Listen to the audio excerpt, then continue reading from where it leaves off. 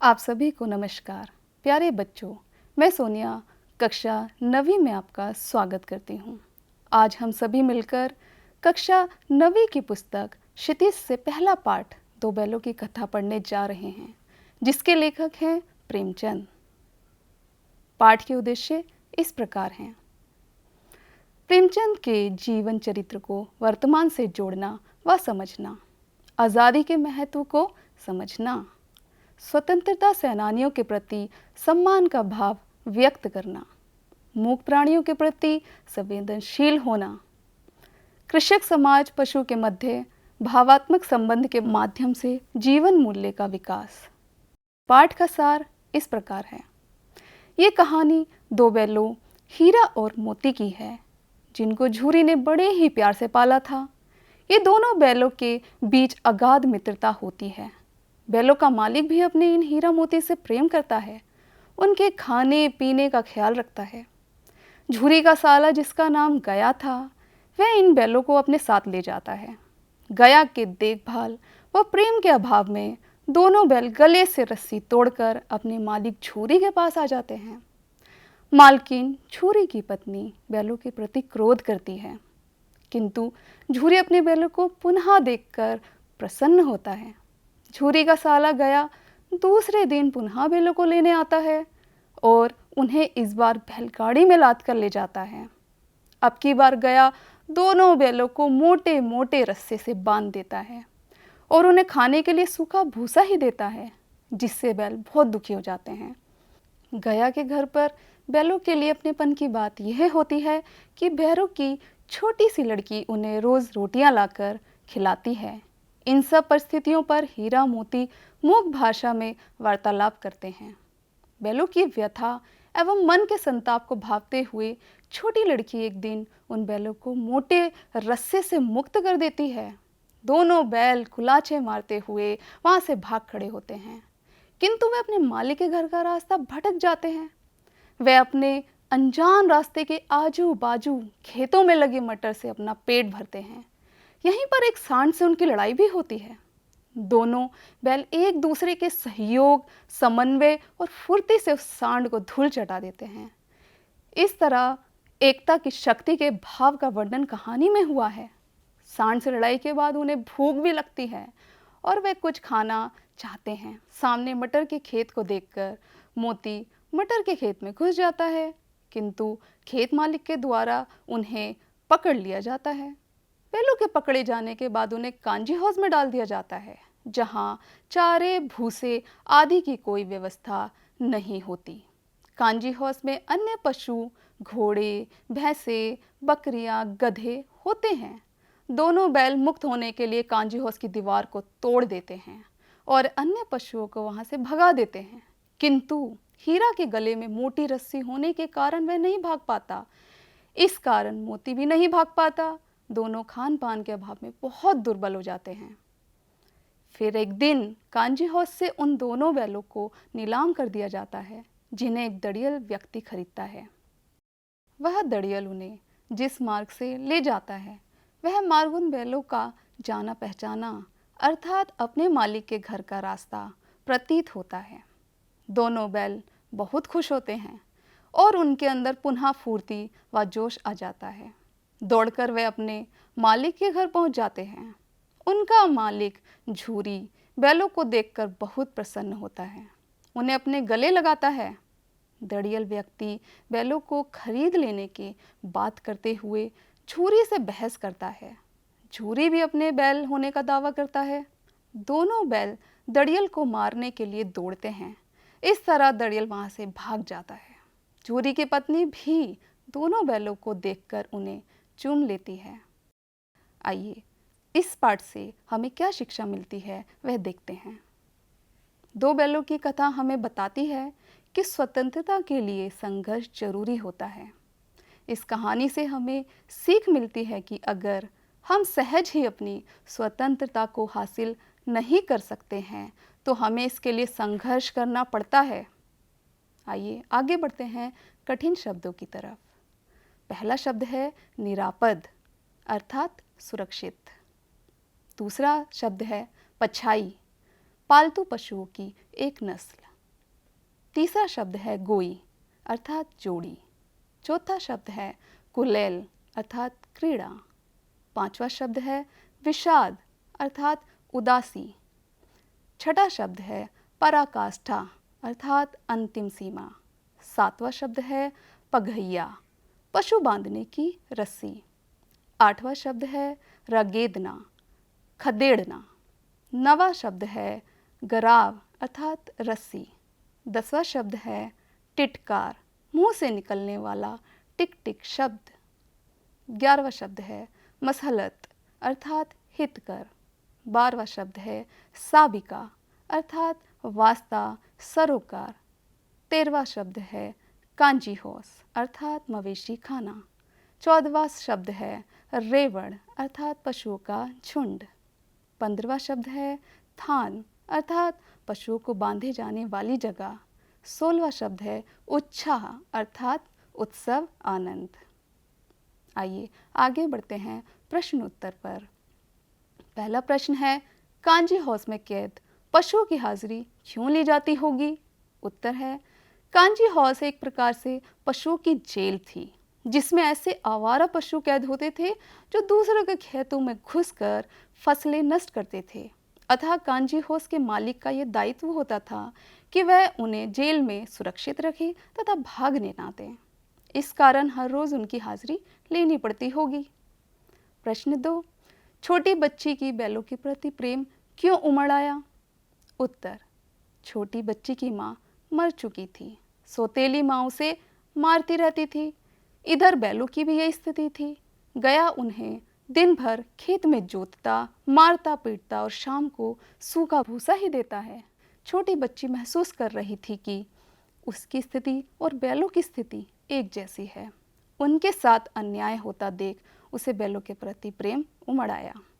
प्रश्न 3, कहानी में बैलों के माध्यम से कौन कौन से नीति विषयक मूल्य उभर कर आए हैं? उत्तर, इस कहानी के माध्यम से निम्नलिखित नीति विषयक मूल्य उभर कर आए हैं। सरल, सीधा और अत्यधिक सहनशील होना पाप है। बहुत सीधे इंसान को मूर्ख या गधा कहा जाता है। इसीलिए मनुष्य को अपने अधिकारों के लिए संघर्ष करना चाहिए। आज़ादी बहुत बड़ा मूल्य है। इसे पाने के लिए मनुष्य को बड़े से बड़ा कष्ट उठाने के लिए तैयार रहना चाहिए। समाज के सुखी संपन्न लोगों को भी आज़ादी की लड़ाई में योगदान देना चाहिए। प्रश्न 4, प्रस्तुत कहानी में प्रेमचंद ने गधे की किन स्वभावगत विशेषताओं के आधार पर उसके प्रति रूढ़ अर्थ मूर्ख प्रयोग न कर किस नए अर्थ की ओर संकेत किया है? उत्तर, गधा सबसे बुद्धिहीन प्राणी माना जाता है। यदि किसी को मूर्ख कहना चाहते हैं तो हम उसे गधा कह देते हैं। गधा मूर्ख के अर्थ में रूढ़ हो गया है, परंतु लेखक ने इसे सही नहीं माना क्योंकि गधा अपने सीधेपन और सहनशीलता से किसी को हानि नहीं पहुंचाता है। गाय, कुत्ता और बैल जैसे जानवर कभी कभी क्रोध कर देते हैं, पर गधा ऐसा नहीं करता है। गुणों के विषय में वह ऋषियों मुनियों से कम नहीं है। प्रश्न 5, किन घटनाओं से पता चलता है कि हीरा और मोती में गहरी दोस्ती थी? उत्तर, इस कहानी में अनेक घटनाएं ऐसी हैं जिनसे पता चलता है कि मोती और हीरा में गहरी दोस्ती थी। पहली घटना, दोनों एक साथ गाड़ी में जोते जाते थे तो यह कोशिश करते थे कि गाड़ी का अधिक भार दूसरे साथी के कंधे पर न आकर उसके अपने कंधे पर आ जाए।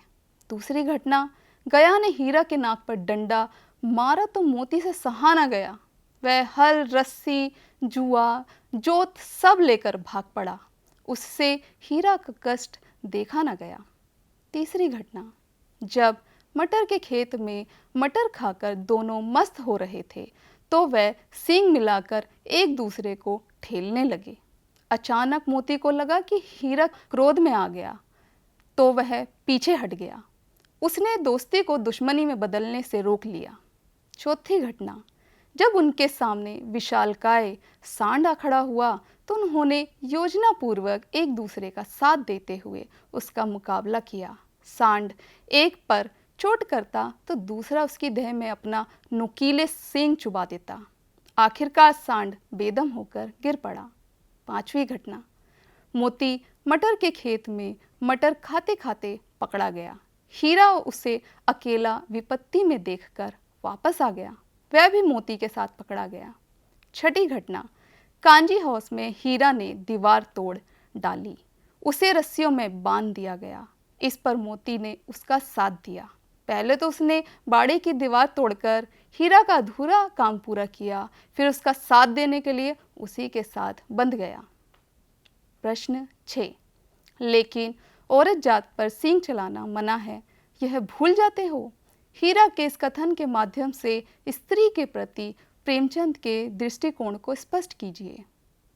उत्तर, लेकिन औरत जात पर सींग चलाना मना है, हीरा के इस कथन के माध्यम से पता चलता है कि प्रेमचंद नारी जाति का अत्यधिक सम्मान करते थे। नारी विभिन्न रिश्ते बनाकर समाज में अपनी भूमिका का निर्वहन करती है। वह त्याग, दया, ममता, सहनशीलता का जीता जागता उदाहरण है। विपरीत परिस्थितियों में यदि नारी में क्रोध जैसे भाव आ भी जाते हैं तो इससे उसकी गरिमा कम नहीं हो जाती है और ना उसके सम्मान में कमी आ जाती है। लेखक महिलाओं के प्रति अत्यधिक सम्मान रखता है। उसने ये भी कहना चाहा है कि जब पशु भी नारी जाति का सम्मान करते हैं तो मनुष्य को नारी जाति का सम्मान हर स्थिति में करना चाहिए। प्रश्न 7, किसान जीवन वाले समाज में पशु और मनुष्य के आपसी संबंधों को कहानी में किस तरह व्यक्त किया गया है? उत्तर, किसान जीवन में पशुओं और मनुष्य के आपसी संबंध बहुत गहरे तथा आत्मीय रहे हैं। किसान पशुओं को घर के सदस्य की भांति प्रेम करते रहे हैं और पशु अपने स्वामी के लिए जी जान देने को तैयार रहे हैं। झूरी हीरा और मोती को बच्चों की तरह स्नेह करता था, तभी तो उसने उनके सुंदर सुंदर नाम रखे, हीरा, मोती। वह उन्हें अपनी आंखों से दूर नहीं करना चाहता था। जब हीरा मोती उसकी ससुराल से लौटकर झूरी के घर पहुंच जाते हैं तो उसका हृदय आनंद से भर जाता है। गांव भर के बच्चों ने भी बैलों की स्वामी भक्ति देखकर उनका अभिनंदन किया। इससे पता चलता है कि किसान अपने पशुओं से मानवीय व्यवहार करते हैं। प्रश्न 8, इतना तो हो ही गया कि 9-10 प्राणियों की जान बच गई, वह सब तो आशीर्वाद देंगे। मोती के इस कथन के आलोक में उसकी विशेषताएं बताइए। उत्तर, इतना तो हो ही गया कि 9-10 प्राणियों की जान बच गई, वह सब तो आशीर्वाद देंगे। मोती के इस कथन से पता चलता है कि वह परोपकारी स्वभाव वाला प्राणी है। परोपकार की ऐसी भावना वह मन में ही नहीं रखता बल्कि इसे व्यावहारिक रूप में दर्शाता भी है। वह बाड़ी की कच्ची दीवार को तोड़कर 9-10 प्राणियों को भगाता है ताकि उनकी जान बच जाए। मोती सच्चा मित्र भी है। वह कांजी हाउस में हीरा को अकेला छोड़कर नहीं जाता है। वह आशावादी भी है। उसे विश्वास है कि ईश्वर उनकी जान अवश्य बचाएंगे। प्रश्न 9, आशय स्पष्ट कीजिए। क, अवश्य ही उनमें कोई ऐसी गुप्त शक्ति थी जिससे जीवों में श्रेष्ठता का दावा करने वाला मनुष्य वंचित है। ख, उस एक रोटी से उनकी भूख तो क्या शांत होती, पर दोनों के हृदय को मानो भोजन मिल गया। उत्तर, क, हीरा और मोती बिना कोई वचन कहे एक दूसरे के मन की बात समझ जाते थे। प्रायः वह एक दूसरे से स्नेह की बातें सोचते थे। यद्यपि मनुष्य स्वयं को सब प्राणियों से श्रेष्ठ मानता है किंतु उससे भी यह शक्ति नहीं होती। ख, हीरा और मोती गया के घर बंधे हुए थे। गया ने उनके साथ अपमानपूर्ण व्यवहार किया था, इसीलिए वह शुद्ध थे।